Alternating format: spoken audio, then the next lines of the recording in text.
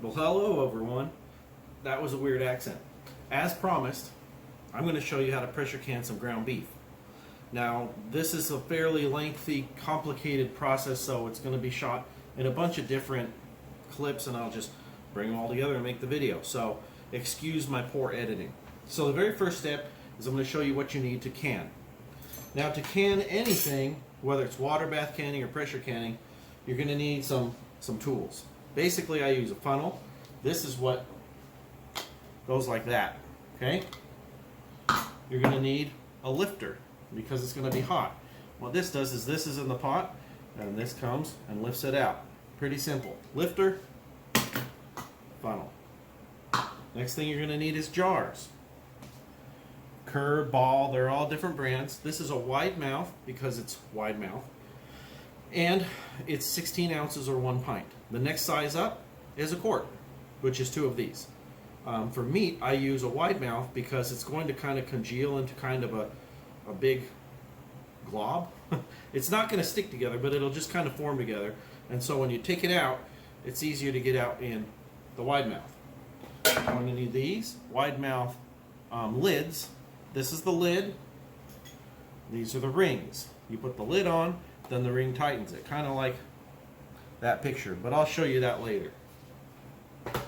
Alright, then you're going to need either some towels or paper towels and clean all your surfaces with this guy, any sort of disinfectant.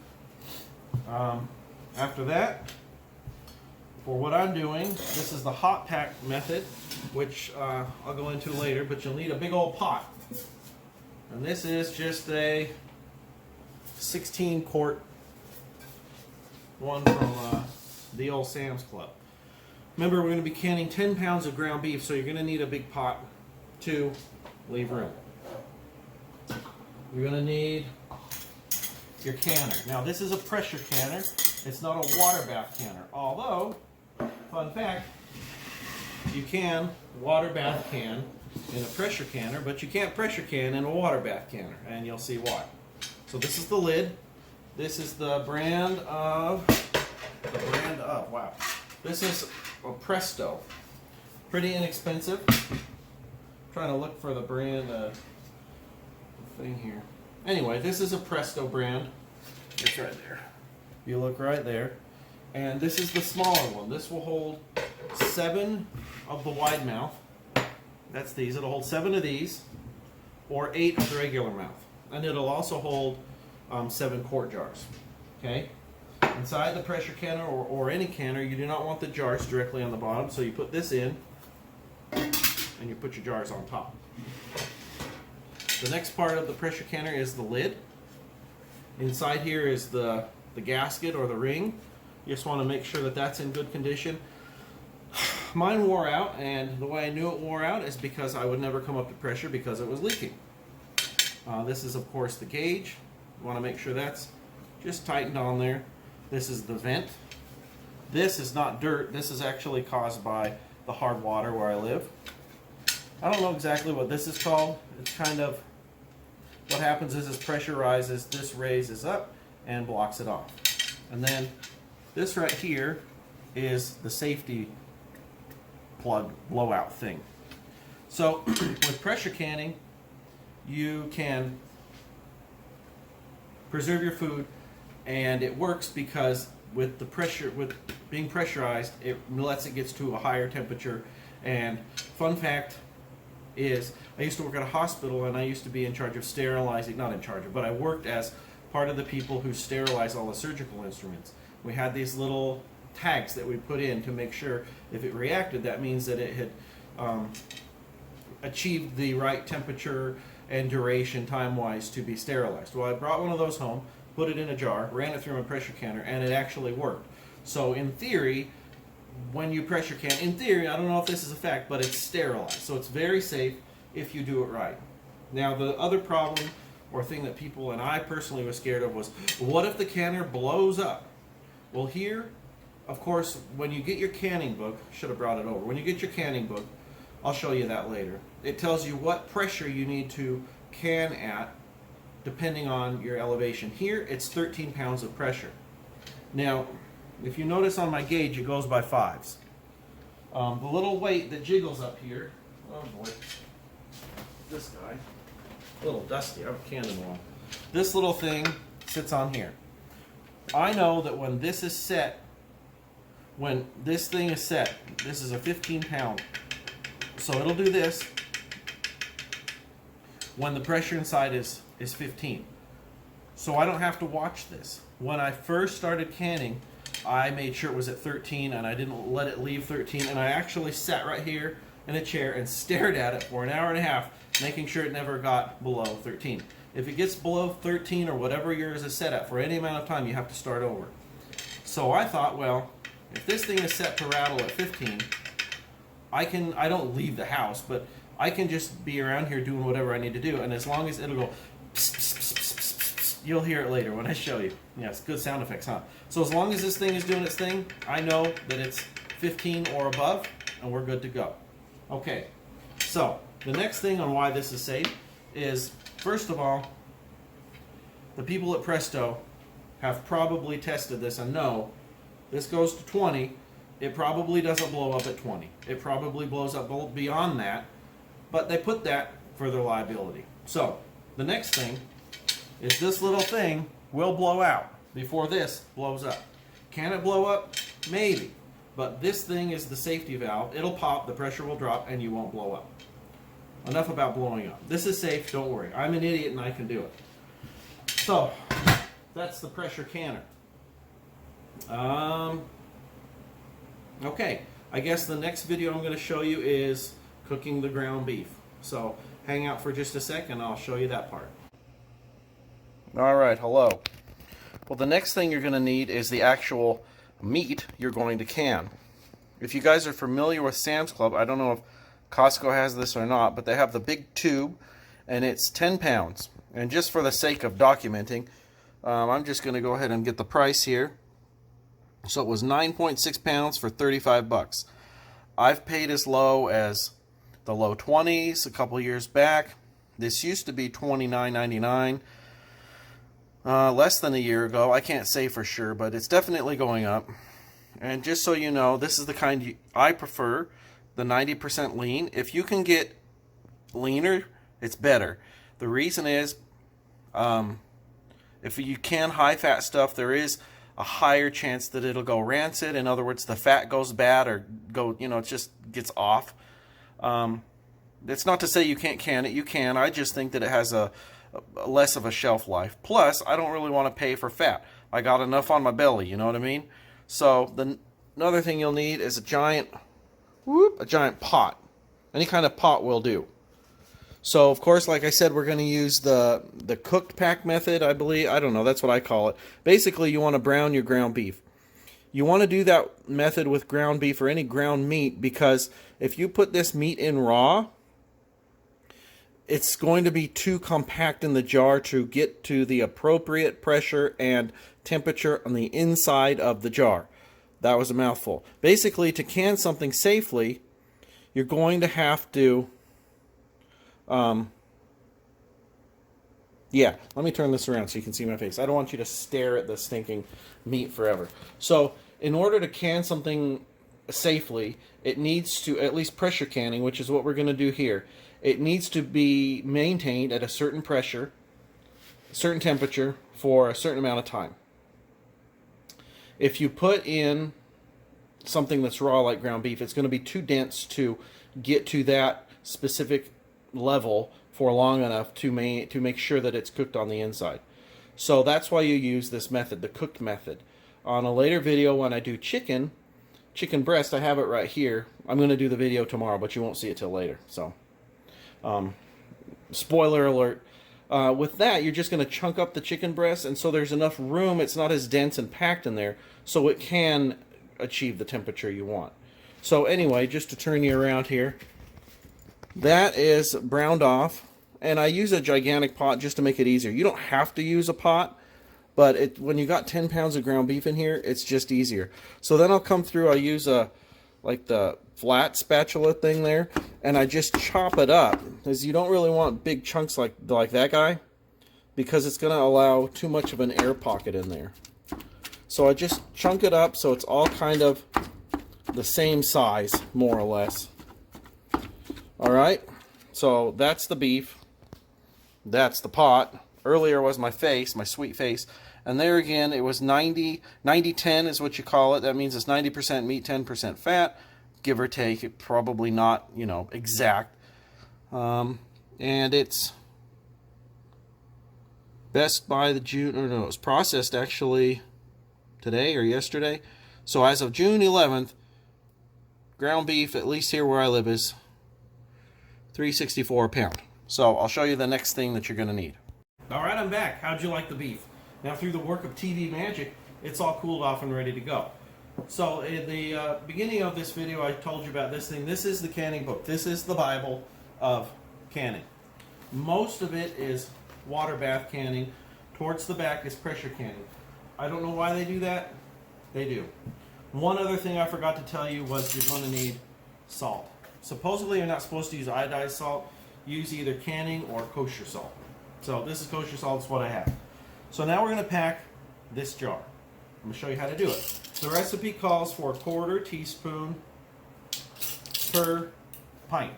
So again, I'm not super exact, like that's good enough. In it goes, okay? That's good. So then you take this here, and you're just going to dump it in.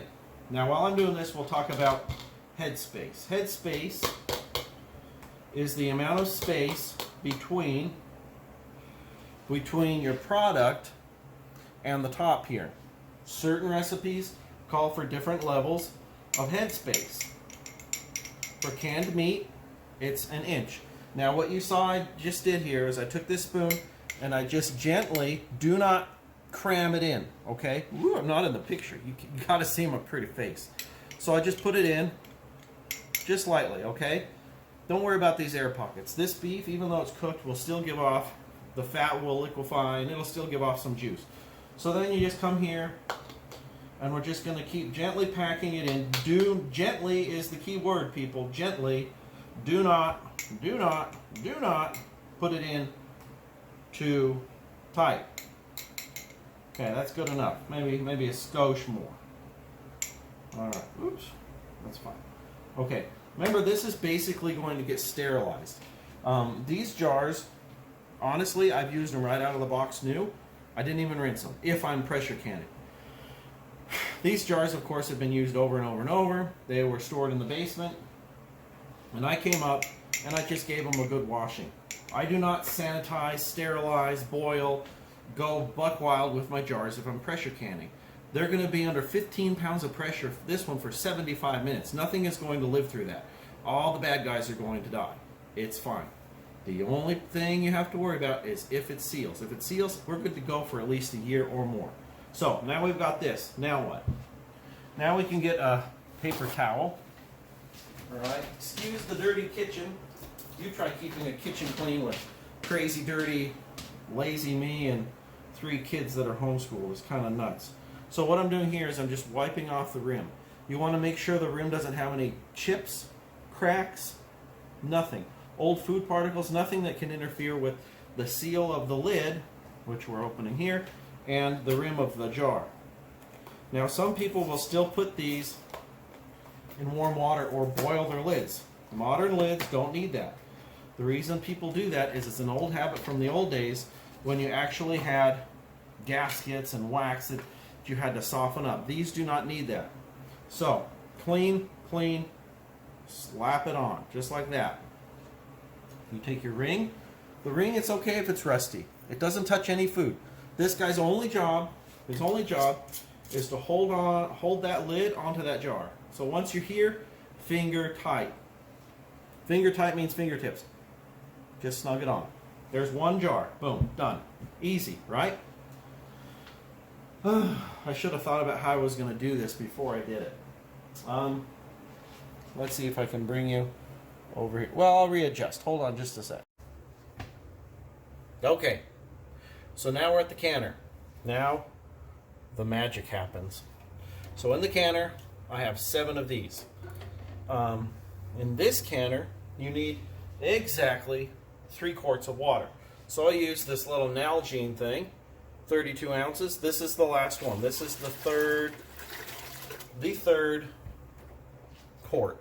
So make sure to follow whatever canner you have, follow the instructions. This one calls for 3 quarts, that's what I do. Also, the jars should not be touching the wall of the canner or each other. Okay? Now what's the vinegar for? The vinegar, since we have hard water, you just give a little glug, and that'll keep your glass from getting all cloudy and gross looking. It will not affect the product in any way. It just will leave the minerals all over your glass, and it won't look super cool. So now that's good. Now we are going to, like I said before, the pints are 75 minutes. So when does the time start? Well, I'll show you. The first thing we're going to do is clamp on the lid. I always like to, this vent, you can come into trouble if that vent is not open, if it's not clear. So I can feel air through it, I can see light through it, it's good. This is good enough, my seal's good. That's loose, okay, good. So now there's a little V here, it lines up with the V on the handle, and it just clamps on, and you turn it, and that's hard to turn because the seal is new. So now, you just turn it on and let it rip. Here's where there's a little bit of debate. Some people say you should bring it up to pressure slowly. Some people say it doesn't matter. Me, I've never noticed any difference. So I just turn it on high, trying to make sure the pot's centered and it won't fall on the kids or anything, and you just leave it here.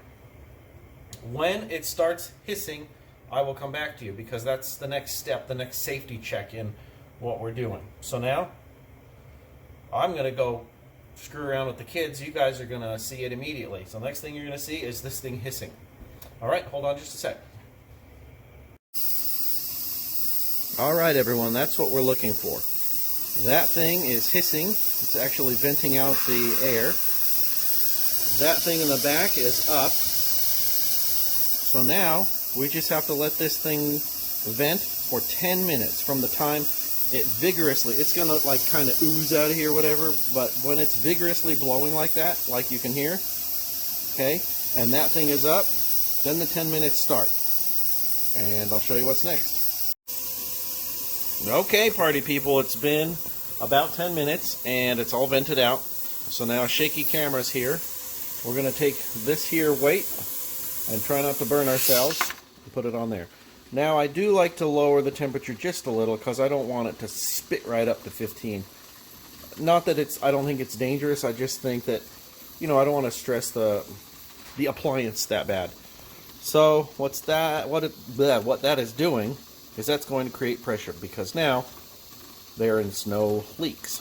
Like I said earlier, if that needle doesn't start going up, you might have a bad gasket on the inside of the lid, or you might see water or steam come out from around there.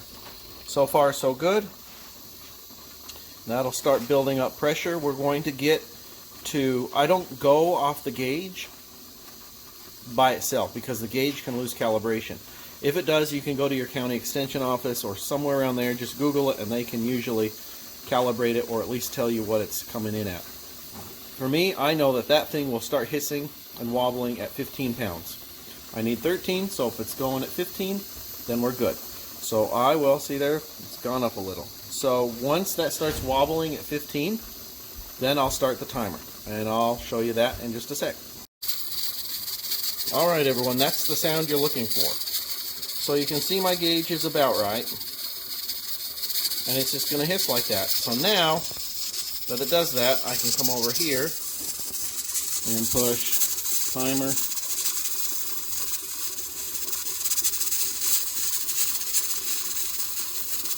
Right there. Start. So 115 minutes. As long as that, as long as that keeps jiggling for 115 minutes, then you're good. We are now pressure canning, and it didn't blow up. The world's not ending. Everything's all good. At the end, I'll show you what to do with this thing once we get to the end. I said at the end. Okay. So, anyway, we just let it go and just check on it every once in a while.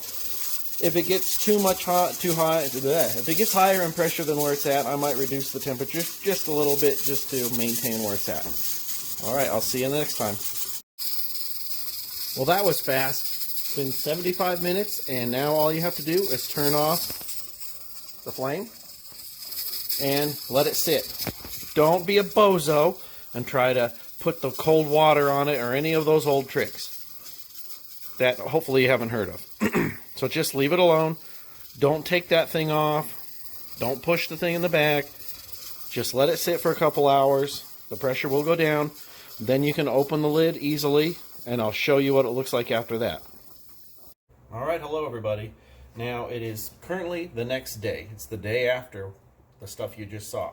And technically, that's the book way to do it. I don't always do that. I just got busy, so I just let this sit. There's nothing wrong with that. At worst, the rings might rust, but as you could see, mine were already a little bit tarnished. So the canner is completely cold. You can take the weight off.